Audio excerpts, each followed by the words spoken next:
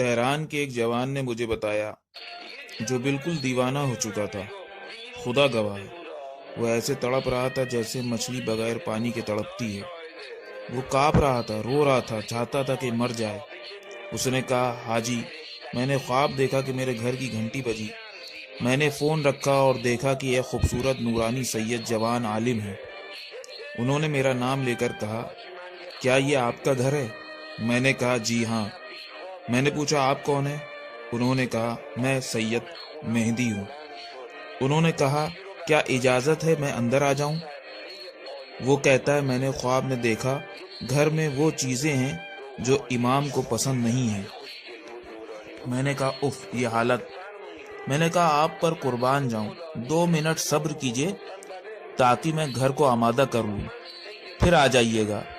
میں نے گھر کو صاف کیا اور وہ چیزیں جو امام کو پسند نہیں تھی ایک جگہ رکھ دی۔ میں دوڑتے ہوئے دروازے پر گیا تو دیکھا امام نہیں ہے اور ہماری گلی سے باہر جا رہے ہیں۔ کہتا ہے، امام نے میری طرف جاتے ہوئے دیکھا، آپ کی آنکھوں میں آنسو تھے۔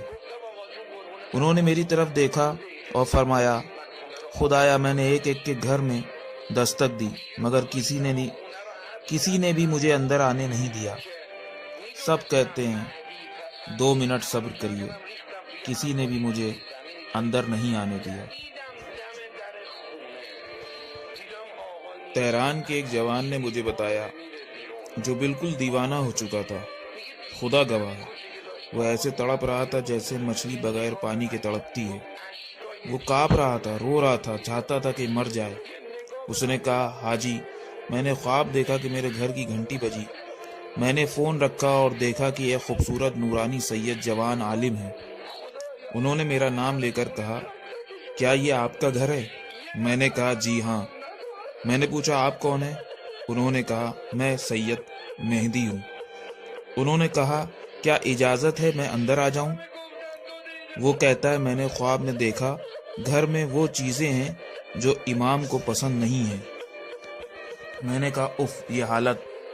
میں نے کہا، آپ پر قربان جاؤں، 2 منٹ صبر کیجئے تاکہ میں گھر کو آمادہ کر لوں، پھر آ جائیے گا۔ میں نے گھر کو صاف کیا اور وہ چیزیں جو امام کو پسند نہیں تھی ایک جگہ رکھ دی۔ میں دوڑتے ہوئے دروازے پر گیا تو دیکھا امام نہیں ہے اور ہماری گلی سے باہر جا رہے ہیں۔ کہتا ہے، امام نے میری طرف جاتے ہوئے دیکھا، آپ کی آنکھوں میں آنسو